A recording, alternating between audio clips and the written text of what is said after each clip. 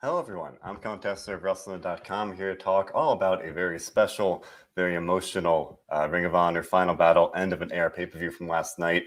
I didn't do a show or a podcast right after the show. If you know me, obviously I cover Ring of Honor here for WrestleZone. I have done that since I started here. Weekly reviews of every show, every pay-per-view, news coverage. I've done this podcast.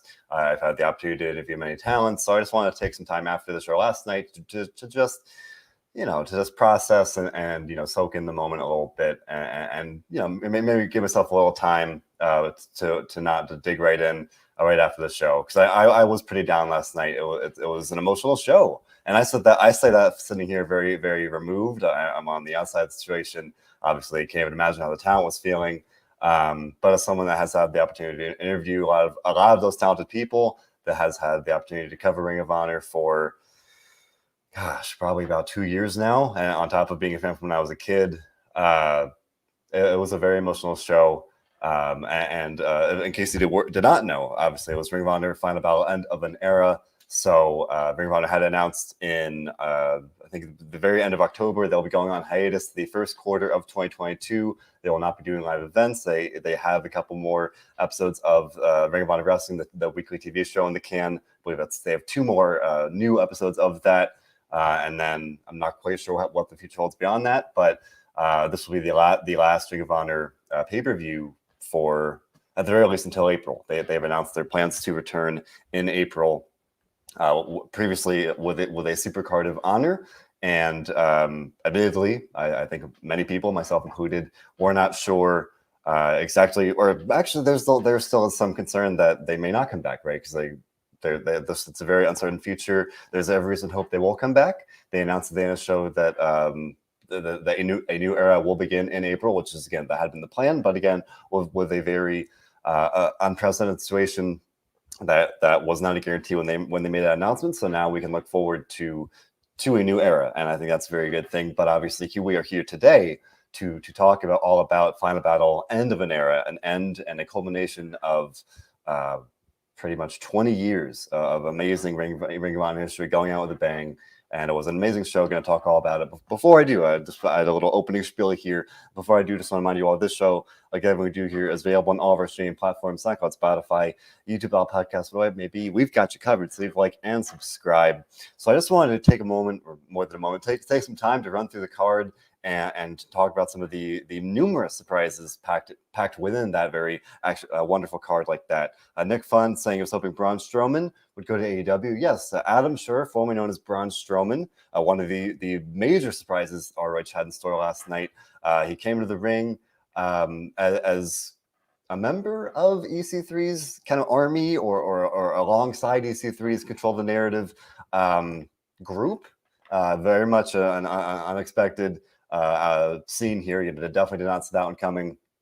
But this, to me, it was weird. It felt like almost my first impression was like a backdoor pilot of some sort for like a EC3's own thing. EC3 obviously has his Control the Narrative project. They've done several like special, I can't even call them events, but he's like Control the Narrative as like these special shows. And I think there's been some wonder if he'll do his own kind of promotion of some sort. And there's no confirmation on that whatsoever. But with Adam Scherr or Braun Strowman coming out here, my first thought, just as a fan, was like, is this kind of like setting up something that EC3 is doing? EC3 has been signed to Ring of Honor, and again, with this uncertain future, maybe they're kind of, giving him some help, or just trying to like set something up for him in that sense. Right after the show, ironically, he posted, or I should say, the Control the Narrative YouTube channel posted this kind of vignette more for their movement, which is all about what Control the Narrative has been about taking back control of this industry. EC3 has previously criticized Ring of Honor, well, not criticized, but like, had used this Ring of Honor situation as kind of the jumping off point for some promos, talking about how the leaders have failed us, talking about Jay Lethal signing with AEW, all these things. So it was interesting to see Adam Scherr show up. Maybe I would say that, I mean, there are just so many surprises, but in terms of things that actually played out on the show, this was probably, for me personally, tied like 1A, 1B with another big surprise. We got FTR showing up. We're going to talk all about that.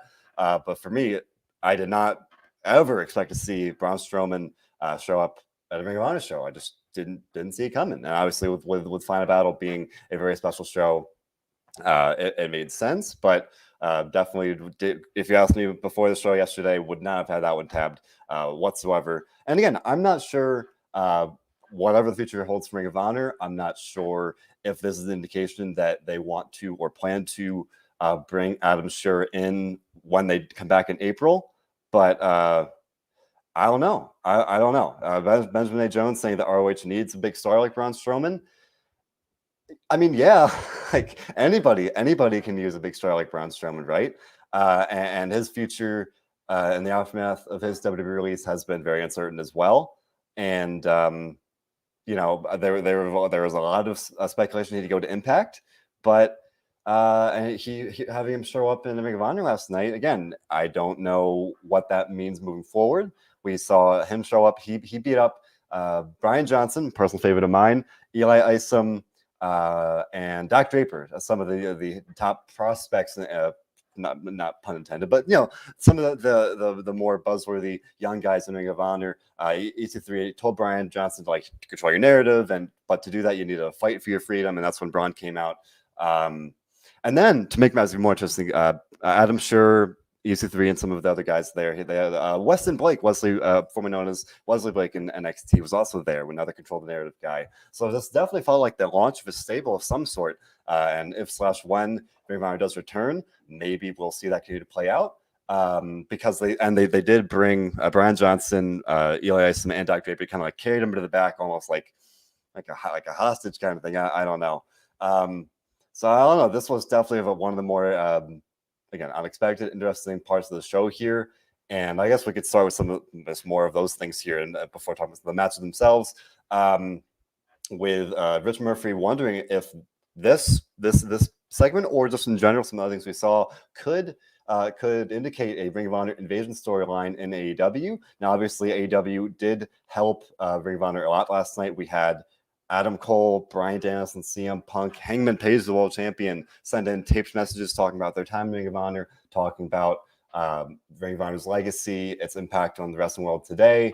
So these are things that are very much the narrative, the rightful narrative about Ring of Honor at this point, about how anywhere you look, Ring of Honor's fingerprints are all over the industry today. So, I thought that was very, very it was awesome, right? As a fan, even if they couldn't be there in person, just to have those nice messages. Eddie, and even for elsewhere, Eddie Edwards of Impact Wrestling, a bunch of other guys, Jimmy Jacobs, there's many faces from Ring of Honor's past, sent messages like that, really, really contributing to the end of the era sense of just paying tribute to that past. But for the Ring of Honor invasion thing, I don't know. And again, it's especially with the somewhat confirmation that Ring of Honor will come back. The vignette at the end of the show said April, which had been the plan previously. I don't know if we're going to see any full scale invasion thing, especially not one branded after Ring of Honor, like a Ring of Honor versus AEW kind of thing, because reportedly Ring of Honor won't be renewing the contracts of the talent roster at the end of the year. So guys like really anybody on the roster, a guy like Jonathan Gresham, a guy like Josh Woods, the two of the champions come out of the show last night. Josh Woods retained the pure title. Gresham won the world title. We'll talk about that later on. But any of the top guys, anybody on the roster, their contract reportedly will expire at the end of the year. They will not be renewed. So they will be free agents. They'll be entering the open market. A lot of these guys I would expect to see sign elsewhere. Maybe they would sign with AEW separately. Would that set up a Ring of Honor invasion thing? I don't know. That's been a fair point of speculation or even dream, fantasy booking, if you will. And we saw definitely one big tease of that, indicator of that later on. We're talking about the Adam Scherr surprise here, but another big one. This one, less of a major shock, because the Adam Scherr one came out of nowhere. Whereas when FDR showed up, they've been kind of feuding with the Briscoe brothers online for weeks now, and this has been a dream match for many people for a long time. The best tag team in the world today, or they're at least one of them, FTR, and the best tag team in Ring of Honor history, the Briscoes. definitely a big dream match there. The Briscoes won a fantastic tag title match with the OGK. They won the tag titles last night to go out on top as the tag team champions. Now the Briscoes also currently hold the GCW tag team championship, so now they're both the GCW and the Ring of Honor tag team champions. So they beat the OGK. Amazing match. OGK definitely has an amazing legacy in Ring of Honor as well.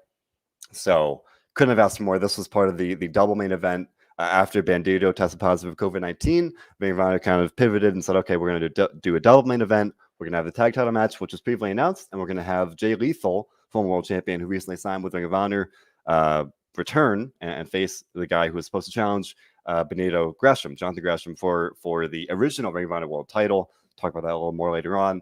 But with this tag title match, phenomenal. Couldn't have asked for more. Two amazing teams doing what they do best. I mean, absolutely amazing. There was one highlight, an absolutely scary, if I said a word, super Doomsday Destroyer with Matt Taven doing the Flight of the Conqueror outside the ring onto one of the Briscoes with Bennett holding the guy up.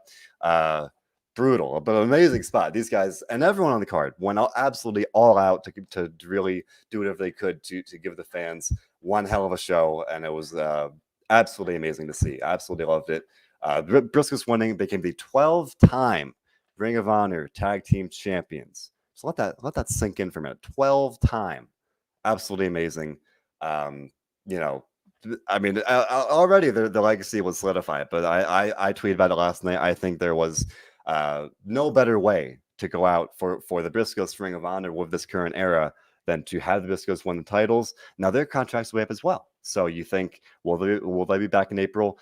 When Ring of Honor comes back, they've been so loyal to the company through all the years. They've never left, never signed with WWE, never signed elsewhere. The Ring of Honor lifers, to say the least, from the very, very beginning. And I commend them for that 100%. But with their contracts coming up now, they've been taking bookings elsewhere already on the independent scene with GCW. They showed up in Defy Wrestling. They've made it clear on Twitter they could show up anywhere. And now with this, I should say, FTR, they brought up FTR after this match last night to very, very firmly set up an eventual match between the two that's been teased for quite a while now. They've been beefing on Twitter for a couple of weeks. So where's this match going to happen? I don't know. Someone, I saw a couple of tweets saying, have GCW do it at the Hammerstein show in New York, which will be a very historic show for them in January. GCW The World on GCW and the Hammerstein. Possible. I think that's possible. But will FTR show up at GCW? No knock at GCW at all. But I don't know. We've seen GCW and AEW work together. But to me, I think AEW, if they can, they're going to want to get that match for themselves. And maybe they'll try to do that for either a big TV episode for them, or even if they can hold off doing it for one of the, maybe if they can wait that long to do it for Revolution next year, which is next March. I don't know. But this was definitely, it was very cool to have yet another talk about the Adam Scherr moment. A big surprise here with FTR showing up, setting up this match here. With Steven Chambers talking about the Briscoes, saying Briscoes and AEW, yes, please. NWA could be a good fit as well. NWA desperately needs wrestlers.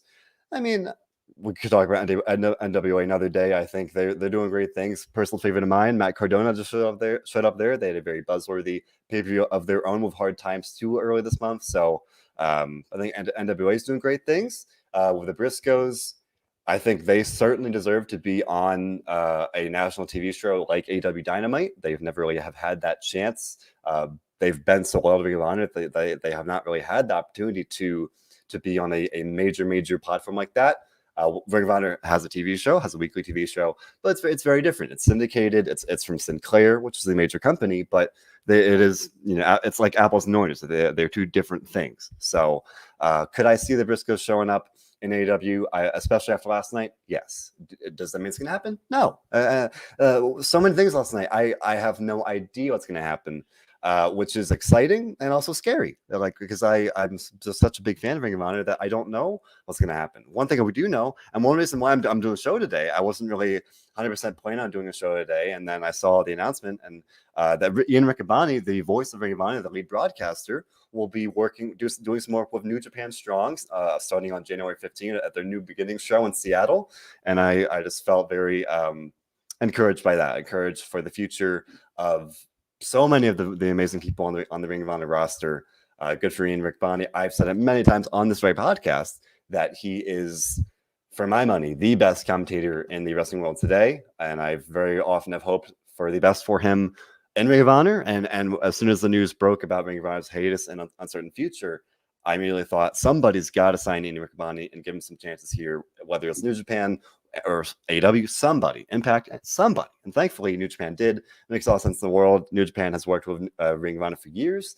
And when Ring of Honor does return, Ian said in the interview that he's very hopeful that he'll be able to do both. So I think that makes a lot of sense for him. Very excited about that.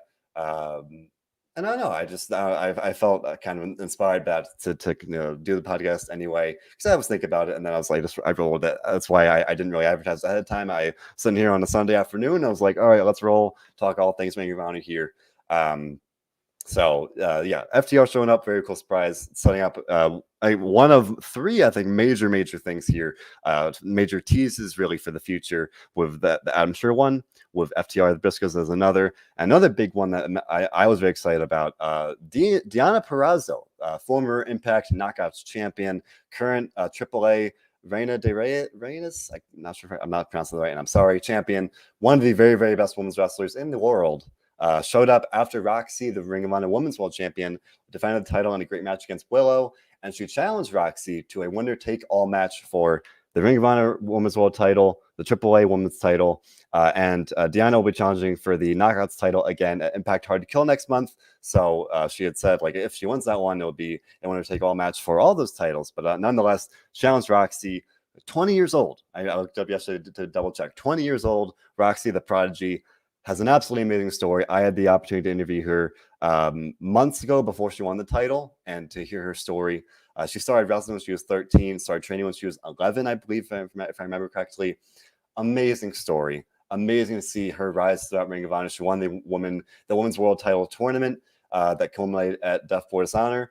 And for me, I think it was most disappointing. One of the most disappointing parts of the news about the Ring of Honor hiatus and the end of this era was that she didn't really get to have this like lengthy run with the title where she had to defend it show after show after show on Ring of Honor. I like this comparison from Stephen Chambers, calling her the Cora Jade, current NXT 2.0 star Cora Jade, comparing Roxy to that. I think that's a great comparison there. Roxy has a great future no matter what.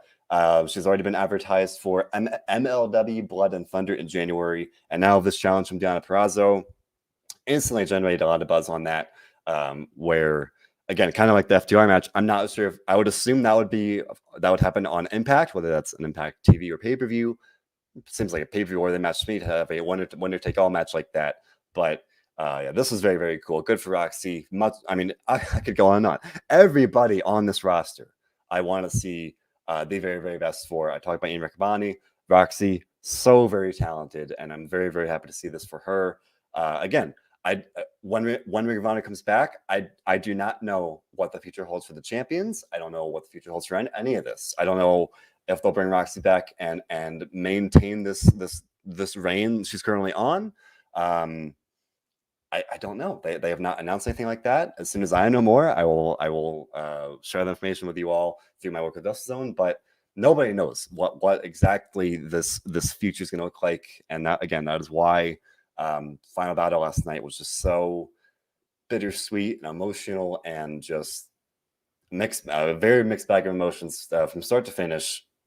One of those things being, I was so excited about the main event match ahead of time. Bandito defending his world title against Jonathan Gresham, two of my favorite guys in Ring of Honor, two top-notch talents, two of the best wrestlers in the world. I've been wanting to see this match for a long time, especially since Gresham's been on this great run with the Foundation and the Pure title before he lost it to Josh Woods at Death Before Dishonor. But he's I would say, I've said it many times, Gresham, one of the best wrestlers in the world, bar none. I'm very biased as a Ring of Honor fan, but I just think he's such an amazing talent, and I was very much hoping for the best for him. And again, even before the news about this hiatus and this uncertain future for Ring of Honor broke, I really want to see him win the world title at Final Battle. I thought it was his moment, and then unfortunately, 2 days before the pay-per-view, The world champion Bandito tested positive for COVID-19, so he was unable to compete on Saturday. Ring of Honor announced that they announced the news, and then they did not immediately announce like how they would adjust or respond. And I believe it was the very next day on Friday, the day before the pay-per-view, that they announced Jay Lethal, former world champion that signed with All Elite Wrestling just last month. He showed up at Full Gear on November 13th, that he would be coming back to face Gresham, his former stablemate in the Foundation, his former tag team partner. They're tag team champions together. So much history there, and they're very, very close friends in real life. They announced that Lethal would be facing Gresham in the main event instead. Still wasn't quite clear what the future would hold for the world title because of the Bandito situation. Then they announced during the hour one, the pre-show essentially of the pay-per-view, that Gresham and Lethal would be for the original Ring of Honor World Championship, not the one technically that Bandito holds right now. So a little bit of a distinction there. And as you'd expect, amazing match. Gresham and Lethal, two of the very, very best. Couldn't really ask for more. With the end of an era, you would have hoped that Lethal would have been on the show, competing on the show somehow, even with his move to AEW. And thankfully, Tony Khan and AEW, they worked very hard to make that happen. Couldn't have asked for a better main event. Absolutely great. Lethal, the face of the franchise, at least especially throughout my time watching Ring of Honor the last several years. Former world champion, former tag team champion, former peer champion. He was voted the Ring of Honor Wrestler of the Decade for the 2010s, rightfully so. Amazing talent, amazing main event. Gresham won fair and square, made Lethal tap out. The locker room emptied out to celebrate with Gresham, and the show went off air with Gresham celebrating as world champion. After the show went off the air, Ian Riccaboni, I believe, shared a video to YouTube of Gresham's post-show speech. You're saying that, basically Pure Wrestling has won. The title is now purified. He'll defend it under pure rules. And he even said he'll take the heart and soul of Ring of Honor to his new promotion, Terminus, which will be launching in January. But yet again, this promo very much left me, and I would imagine many others, a little unclear about what the future holds for the world title, for just again for Ring of Honor in general. And again, they announced they'll be coming back in April. Gresham will be a free agent, but Gresham has made it abundantly clear that he will be loyal to Ring of Honor. He's done a couple of interviews in recent weeks where he said he will remain loyal to Ring of Honor. I remember I listened to one interview he did, and he said something along the lines of, that he'll be on this ship until it goes down. So he's world champion now, and he will go down in the record books, at least sitting here today, as the final world champion in the Ring of Honor history as we currently know it. And again, Gresham is, I've said, I'll say it again, he's one of the best wrestlers in the world, bar none. And he's doing great things on the independent scene as it is. He's going to be at GCW, I believe, this Friday at GCW Blood on the Hills. I'll be covering that. He's been at a couple GCW shows recently. He's, I think he worked PWG, I think in November or so. He's been doing some other shows as well. He'll be at Beyond Wrestling, I believe. I think that's early next month or something like that. But the point being, he's going all over the place. He's one of the best wrestlers in the world. And again, he's made it clear he'll be loyal to Ring of Honor, seemingly in terms of like signing like a full-time deal anywhere. If when Ring of Honor does return in April, sitting here today, if you ask me, I would expect Gresham to come back as the champion, kind of leading the charge there. But that's not a certain thing. That we have not heard any confirmation of that. I'm not sitting here reporting anything at all. I am a fan giving my outside looking in prediction and perspective about what I would think will happen, but that is not to say that it will. That's not to say it's even likely. There's just no way to know. And that's kind of the running theme of the show here today, is that I don't know what's going to happen next. I am hopeful, but I just don't know. And again, the vignette that aired at the end of the show saying that when one era ends, another begins, with April 2022 in that vignette, made it pretty darn clear Ring of Honor will be back in April. In the initial announcement, they announced that they will plan to come back with a Supercard of Honor event in April. But and I hope that happens now, especially with that vignette at the end of the show. We have every reason to believe that will happen, and but it will be a different Ring of Honor. But hopefully, again, with Gresham leading the charge, that's a very, very good thing for everybody involved. But one thing kind of to note there, with the announcement Ring of Honor will be going on hiatus. Again, as I've been talking about, everyone on the roster here today, their contracts will not be renewed at the end of the year, and there's just no way to know who is, if anyone will be brought back, even the champions, with Benjamin A. Jones saying Ring of Honor will be a free agent company. Now, reportedly, this was not officially announced from Ring of Honor or anything, but it's been reported that Ring of Honor will come back. When they come back, it will be very, very different from what they're doing now, whereas they had largely been a company with many exclusively signed talents. Not entirely. They had some guys that were still in the open market, still taking work elsewhere. Guys like Brody King, currently he's been doing some work with New Japan Strong. Now he'll be doing some work with GCW in the weeks ahead. But with the reports saying that Ring of Honor, when they come back, it will be a company of not contracted and independent talent. Very much kind of a complete. The flip side of what we've come to see, guys like Matt Taven and Dalton Castle that have been signed exclusively. Now it will reportedly be, again, not official by any means, but what's been reported is that it will be just a company based on not exclusively contracted talent. And one phrase that's been kind of used by at least some fans is that it will be like a super independent company where it's not like your standard independent company that's like any other. It will be like they supposedly would have it at their show on TV, as they have. They'll be doing events. They'll have the Ring of Honor name, obviously. They'll have the Ring of Honor lineage, but that it would be very different like that. And I've talked about it. I did a pretty lengthy podcast when the news first came out that Ring of Honor would be going on hiatus and returning in April with a new vision. The word they used was that they're going to reimagine themselves, and this would seemingly be part of it. And I said it during that initial podcast. I think that will make that comes with a lot of challenges, to say the least. Obviously, that makes it so that if you're building around somebody as like a top star, if they're not contracted to you, they could easily sign elsewhere, and that makes just presenting a wrestling show / product hard. It's like just for a hypothetical comparison, let's say that they're following the same model or have been following the same model, right, with the roster today. So that would mean that at the drop of a hat, anybody could sign, and AEW could sign Jay Lethal, even if he was like your world champion at the drop of a hat, and then you'd be forced to presumably kind of like scramble and adapt. That's how I've been viewing that reported approach, and that's not official. But again, because what we do know is that nobody knows anything, and that's very uncertain.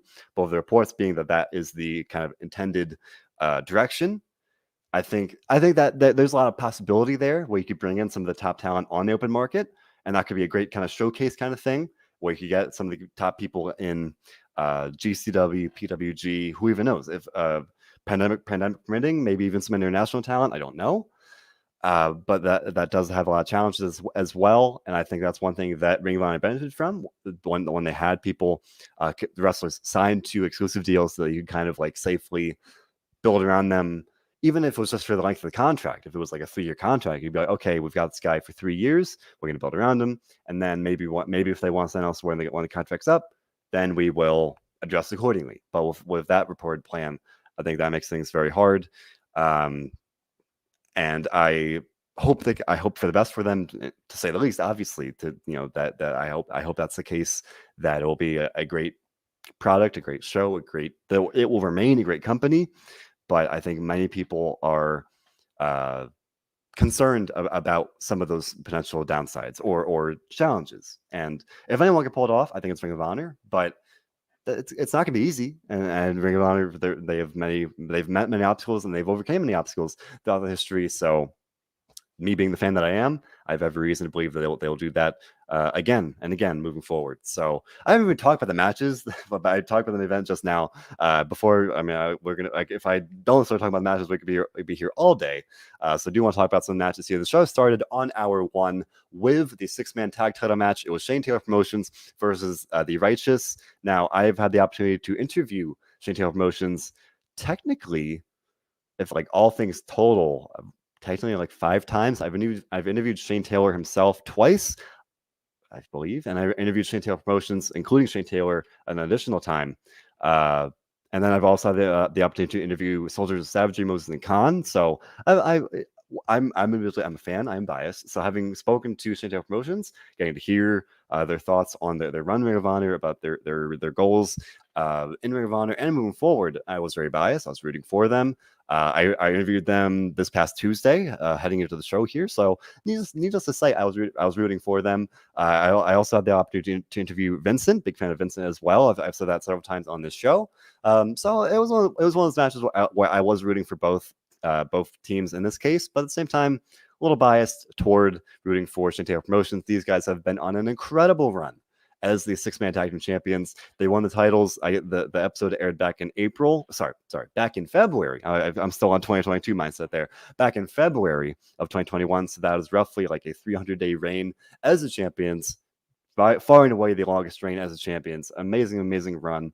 Shane Taylor Promotions with Shane Taylor, Moses, and Khan, and the fourth man here in this case, O'Shea Edwards, filling in for Shane, who had one hell of a fight without honor against Kenny King later in the show.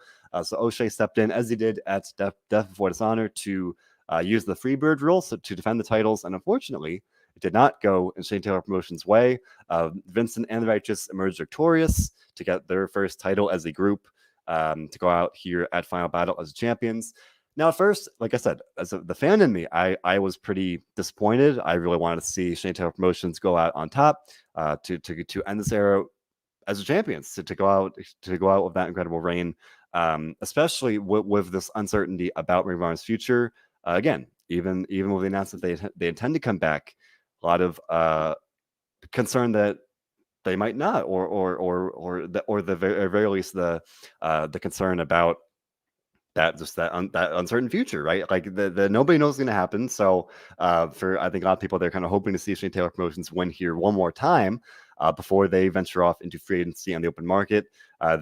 Shane Taylor has made it very clear to me and to many other interviews that he hopes and plans to keep the group together, and to do great things in the wrestling world in 2022. I have every reason to believe he will. And I think that's why, in many ways, the Ring of Honor, going behind the curtain here, that they may have opted to roll with the Righteous, to have the Righteous win the titles, because and I'll credit my colleague Matt Black for this observation. It's like he thought that maybe the mindset might be, let's have some champions that we are confident will be here in April when we come back. And I think Shane Taylor Promotions is so talented, and they'll be such a hot commodity as a group on the open market come January 1, that they will sign elsewhere. I think that I've talked about before. I think they could do amazing things in AEW. I think they could do amazing things anywhere. As an AEW fan as well, I hope to see them to get some opportunities there. But I think they could do great things wherever they go. They made it clear in one interview that they want to go to Japan and do great things over there. I think they could do that. Again, pandemic permitting. But I think that might be the or at least one reason why the Righteous won, in terms of not, and that's no knock on the Righteous. I think they'll get plenty of opportunities as well. But I think I would honestly, I said it before, I would be shocked if Shane Taylor Promotions did not get signed to an exclusive deal or to a big deal with AEW or someone else that would kind of preclude them from coming back to Ring of Honor in April and being the champions. So with that in mind, I could kind of understand that. And admittedly, I was pretty disappointed when they lost. But amazing run for them. It was a good match. I mean, they're the best group in wrestling, and this was great showing for the Righteous as well. I liked it. Good showing for everyone involved. Big fan of Shane Taylor Promotions. Big fan of the Righteous as well. So, when Ring of Honor does come back, I hope to see the Righteous is back as well. I think there's a lot of meat on the bone left that we haven't gotten to see with them. We started to see kind of the Righteous get purified in this potential tease of a feud with the Foundation, and we started to see kind of some of the early stages of that in the past couple of weeks on Ring of Honor television. In my interview, and Bill Pritchard we together interviewed Vincent before the show. Can I talk about some of those things that we didn't really get to see come to fruition? Some of his hopes for some more like evolution of the group. So I would definitely recommend you check that out.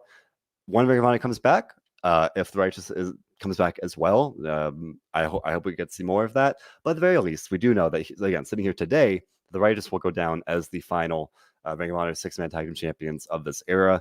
And well deserved. Vincent, amazingly talented guy. I think he's one of the best character character work guys, promo guys, personality guys in wrestling today. I told him that during our interview because I firmly believe it. I've thought that ever since he started his feuding with Matt Taven 2 years ago, and I thought ever since. I think he's just a very talented guy. So yeah, as disappointed as I was to see Shane Taylor Promotions lose, I was also very excited to see Vincent and the Raiders win. So in that case, it was a win-win. Good way to get going there.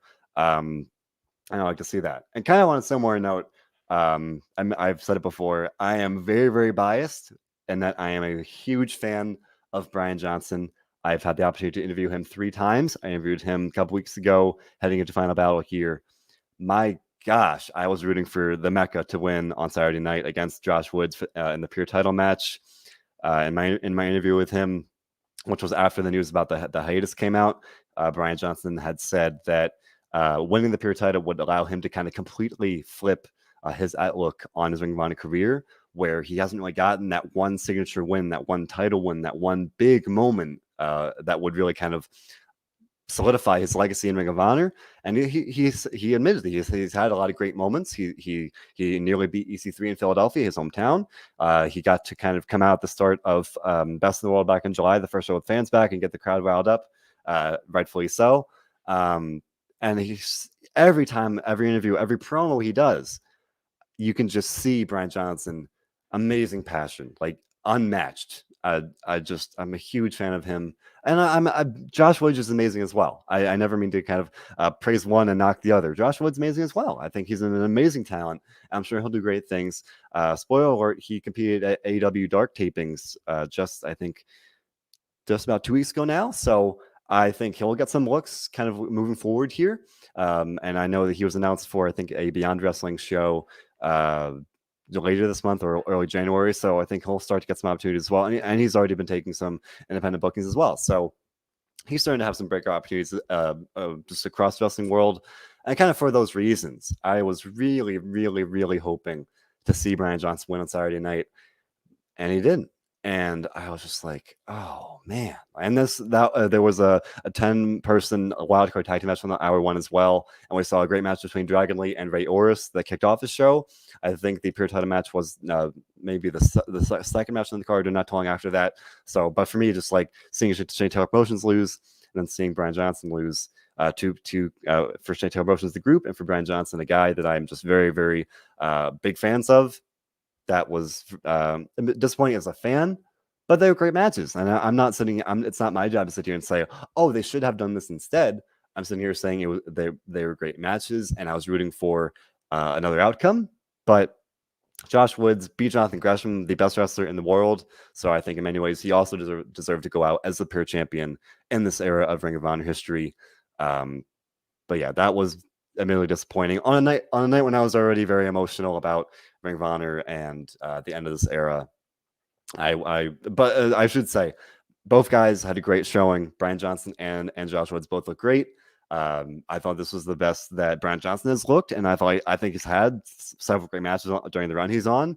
But you can tell he just really brought his if he always brings his A game, he brought his like A++ game here. I thought he looked great. I got a pre-match promo that was great. My gosh, I won't even hide it. I really hope Brian Johnson gets opportunities moving forward here. I know he's the MCW, the Maryland Championship Wrestling Champion right now. At least last time I checked. I hope that he continues to thrive. And I admittedly, if Ring of Honor comes back, I really hope they look his way and bring him back, because he is a personal favorite of mine. Want nothing but the best for the Mecca, Brian Johnson. And wish him nothing but the best. Wish Josh Woods nothing but the best. This was a very good match. I liked it a lot. But hats off to both guys. Hats off to and again, just overall here to everybody on this card. Everybody brought their A game and just did everything they could to help Ring of Honor go out with a bang here. I talked about the Roxy match earlier. I talked about the Briscoes match earlier. Another don't want to overlook him. Rhett Titus won his first singles title in his Ring of Honor career last night. He faced the champion Dalton Castle. He faced Silas Young and Joe Hendry in a 4-corner survival match, and this was so much fun. Joe Hendry, a guy, my gosh, like he, among several other international talent, just really got the short end of the stick here with the pandemic. He kind of was a breakout star in Ring of Honor. I think in 2019 or so, and then the pandemic hit early 2020, and the travel restrictions, he couldn't come to the United States. He literally couldn't, and that is just really unfortunate. I think Joe Hendry is such a talented guy. I love his theme song. I was literally singing along last night. If you haven't, if you don't know what I'm talking about, look it up. He sings it himself. He does it himself. It's really catchy. I like it a lot. And I think he's a great talent as well. Even beyond that, I think he's got a great look. He's definitely got that vague thing we call star quality. I would say he's got the it factor, and I would say Dalton Castle does as well. I was very, very glad when they announced this match that Hendry would be able to come back for this show. Man, I hope he does great. I hope he continues to thrive here moving forward, whatever he does next. When Ring of Honor comes back, I hope that he gets some opportunities. And I've got two catchphrases for this show. We don't know what's going to happen next, and also pandemic permitting. So in this case, with the same kind of travel concerns with Joe Hendry here, moving forward, assuming it goes back overseas after this, if Ring of Honor wants to bring him back, which I would hope they would, I hope that happens, and that he can come back here and get some of the opportunities in Ring of Honor that he didn't get during the brunt of the pandemic here. So this is a fun match. Good for Rhett Titus, man. He's been there, I think, for like 15 years, which is amazing. Ring of Honor guy through and through. He's been doing some work on the independent scene as well recently, so hope to see the very, very good things for him. All around good guy. He's a family man. He's a great wrestler. Good dude. I haven't had the opportunity to speak with him personally in an interview or anything like that, but from everything I can see and the interviews he has done, seems like a great guy. Well deserved for getting his first singles title win here. So kind of like what we're talking about with some of the others with Gresham going out as the world champion. I would say so too. Good to see Rhett Titus going out as the TV champion. If/when Ring of Honor comes back, I would have every reason to believe that they'll look Rhett Titus's way for that loyalty with him, and for I mean, I say this with no reason to really like firmly report it, but I would think the champions that we saw either retain or win the titles last night, I would say like it's kind of like fair to think that they will come back, but there's no way to assume that. Again, with the Briscoes, they've been so well to Ring of Honor through and through, but then if they get some opportunities in AEW, that you start to wonder, like, are they going to come back, or what's going to happen there? But by and large, I would have to think that like at least some of these champions will come back, even though the contracts are reportedly not going to get renewed at the end of the year. That would be my personal prediction, not a report, not a firm like this is going to happen by any means. But my firm, that's my guess, my best guess, and that's made watching the show last night so hard. Again, nobody knows what's going to happen. Nobody knows who's going to come back, if anybody. Nobody knows what the new Ring of Honor is going to look like, and that's hard. But let me look throughout the rest of the card here. Definitely want to make sure that I touched on title matches, and there were more things to look at as well. There's a great 6-1 tag team match. It was the Hex and Chelsea Green versus Miranda Elise and the Allure. So good match. I would say Miranda Elise was the runner-up technically in the women's title tournament. She lost to Roxy at Death Before Dishonor. She's very talented. The Allure, Angelina Love, former Woman of Honor world champion. Great to see her get on the card here as well. Mandy Leon has been in Ring of Honor for the past several years, at least as long as I've been watching, and I'm sure even longer. I think it's like at least 2015 or so. I believe she got the pin here. She did, yeah. She got Leon got the pin. Good for her. The Hex, they're I think they still are currently the NWA Women's Tag Team Champion. So very much the spirit of the night, this interpromotional collaboration here. Cool to see. They've had a couple matches here in Ring of Honor together. It was cool to see that. Cool to see that on Final Battle, and I thought it was a good match. Don't have a whole lot more to say about it. I mean, this was like a nice, in addition to the women's title match, so it was a nice kind of a representative of the resurgent Ring of Honor women's division here. So very cool to see that. Definitely like that a lot. I mentioned earlier, Dragon Lee, Ray Oris, two of the very best high flyers in Ring of Honor, if not the wrestling world right now.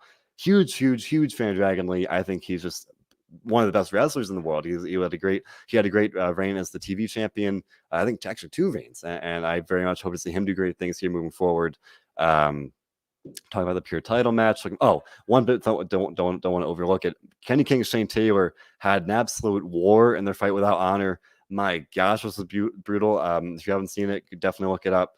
There's one brutal spot where Shane Taylor hit the Marcus Garvey pile driver on a ladder, but the ladder moved. It was like a horizontally suspended ladder at ringside, and the ladder moved, and it looked like Kenny King just kind of hit the floor. A pretty scary spot there, and that was not the end of the match. It took another Marcus Garvey driver on a chair.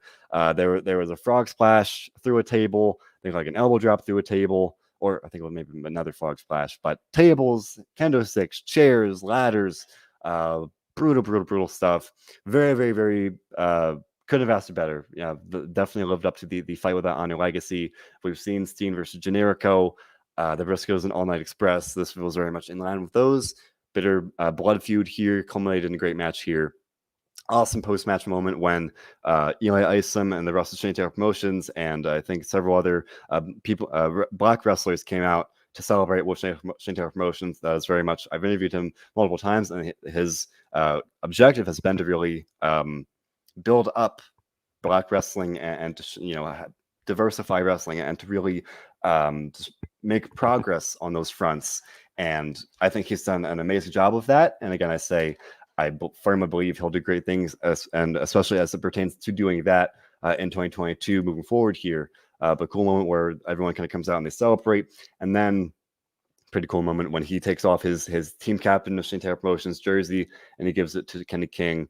Obviously, they're rivals, but we have to assume they were friends in the past. I have to assume they're still friends outside the wrestling ring, kind of behind the scenes there.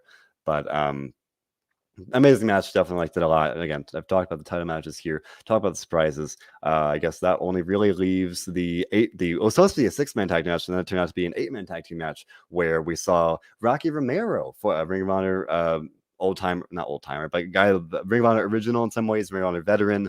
He had a couple matches earlier this year, so it's not like he came out of nowhere, but it was cool to see.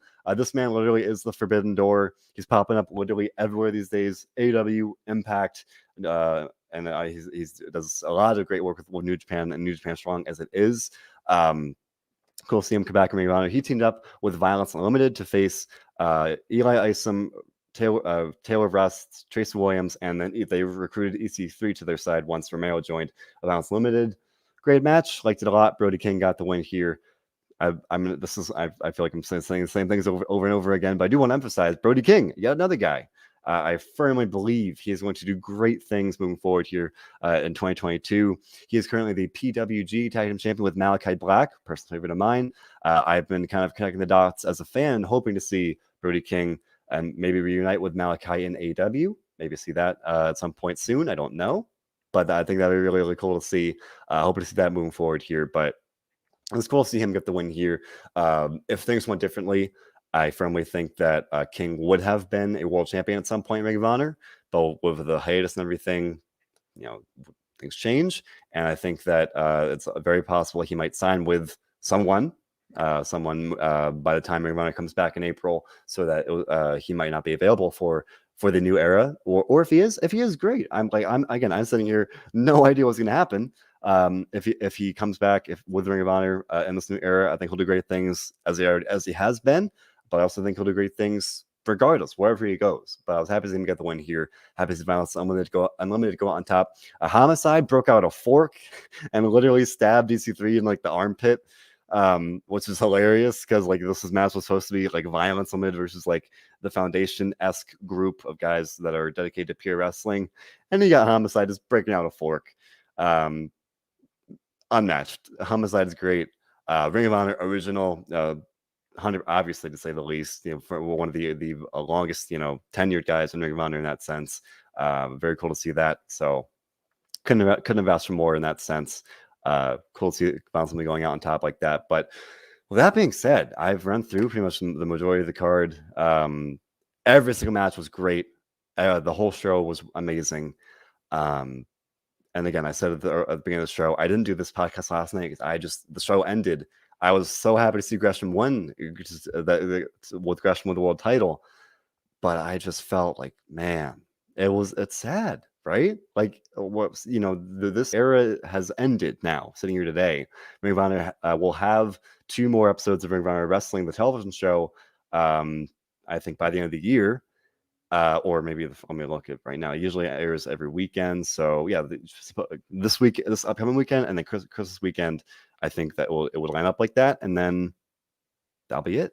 Until they come back in April. I've heard some reports that they have like plans for original content during the hiatus. I'm not sure what that is. I've not heard anything concrete on that. So for all intents and purposes, as I said here today, I've got those two TV shows and I cover that on a weekly basis. So whether you watch it or not, make sure to check out my coverage. But man, I tell you, the show ended last night. I was doing the coverage of the show for WrestleZone, and it's just I managed to not cry, quite honestly, until the Briscoes won the titles. I just, something about that, like, greatest tag team in history going out on top, like, man, it got me. And then after I showed up, and I was like, oh, cool, and excited through my teary eyes like that. And also likewise, Gresham wins, and I teared up again. Like, great ways to go out for this era, man. I've said it several times here. I'm a huge fan of Ring of Honor. I want the best Ring of Honor. And it's just sad. Like, I wish things went differently.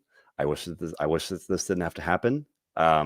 But as Shane Promotion said in my interview with them, there's no sense kind of sitting here crying over spilt milk, right? We're sitting here today coming off of a great Final Battle pay-per-view. Let's not get bummed out about the end of something. Let's look forward to the start of something. So, I did take a moment to note that it was a sad, or a very least a bittersweet show. But with that, I look forward to whatever happens next. I look forward to hoping the very best for Ring of Honor here. Stephen Chambers earlier in the show said he's optimistic Ring of Honor will come back. I really hope so. I'm a huge fan of Ring of Honor, past, present, and hopefully the future. And with that said, Ring of Honor Final Battle, as Nisha Dali Jiwa, sorry if I'm not pronouncing the right thing. It was a great show, great final show in this era to go out with here, for the era at least. But 100%. Very much hoping for a very bright future for Ring of Honor, for a very bright future. And I do 100% believe so many of these talented people have very, very bright futures. The Shane Taylors, the Brody Kings, the Briscoes, Roxy, so many. I can't even name them off the top of my head. So many people. Brian Johnson, I'm a huge fan. Josh Woods, so many. So from bottom of my heart, I want the very best for every single person on this roster, and just on the Ring of Honor family. I sit here on the outside looking in, feeling very close to the company because I'm such a big fan. I just want the best for everyone involved. It has been my absolute opportunity and privilege to interview a great group of people: Roxy, Brian Johnson, Shane Taylor Promotions, Matt Taven, Caprice Coleman, Vincent. I interviewed PCO, former world champion. So many amazing people. So I've just come to really, really love Ring of Honor, 100%. And man, I want the best for it. And sitting here today, I thank Ring of Honor. I thank the amazing roster. If you're listening to this, I encourage, if you're a Ring of Honor fan, I'm assuming you are, if you're listening, I encourage you to take a moment to just really think about past, at least past and present of Ring of Honor, the memories from the past, as we saw last night. CM Punk, Bryan Danielson, Adam Cole, Hangman Page, the Young Bucks, I forgot to mention them earlier. So many people made their name in Ring of Honor and made Ring of Honor to what it is today. And for me, I've been covering and been a fan of this current, the more current era of the past roughly 2.5 years, really, of the Ring of Honor, as it has been more recently. And I've loved that so much. So I very much encourage you, take a moment to think about Ring of Honor's past and present, and hope for its future, hope for the very best for it, because that's what I'm doing here. And then that's all there is. So with that being said, I thank Ring of Honor. I thank every wrestler on the roster, for the past and the present. And again, here's to the future for everyone involved, for Ring of Honor and the entire roster. So with that, yeah, I'm already getting emotional, but I love Ring of Honor, amazing roster. It's the best wrestling on the planet, bar none. I'm such a huge fan. I very much look forward to seeing them back in April. I will say that. So with that being said, I thank you so much. This podcast went longer than I thought it would, but if you're listening, I appreciate you. Thank you so much for listening. Your support means the world to me. It means a lot that you're sitting here taking time out of your day to listen to me share my thoughts here, talking about Ring of Honor and in general here. This is not the only podcast I do. I'm here on Mondays with John Clark, talk about Monday Night Raw. John and I are here on Tuesday to talk about NXT. Robert DeFelice and I are usually here on Fridays to talk about Friday Night SmackDown. Otherwise, we've got a great stream of interviews. As I mentioned, I interviewed alongside Bill Pritchard. We interviewed Vincent earlier this week. I interviewed Fantail Promotions. I interviewed Ring of Honor veteran announcer Bobby Cruz. I interviewed Brian Johnson. I've interviewed Roxy. So many people. Go if you're a Ring of Honor fan, go out of your way, please. So, check them out. These amazing people talk about their Ring of Honor careers, and especially once the news of the hiatus came out, share their thoughts on the future. Shade Promotions talk about what they want to do in the future. I'll have a written article coming out about that at some point soon.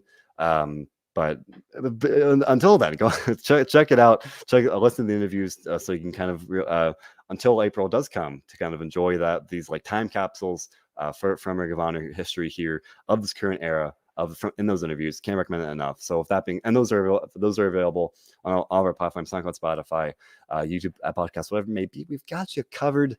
My voice is getting tired, so with that, I will say, here at WrestleZone, we try to do one thing above all others, no matter whatever show it is, and especially with a show as emotional and as amazing as Final Battle. It was never more true than ever, and that, my friends, is to enjoy wrestling. Thank you for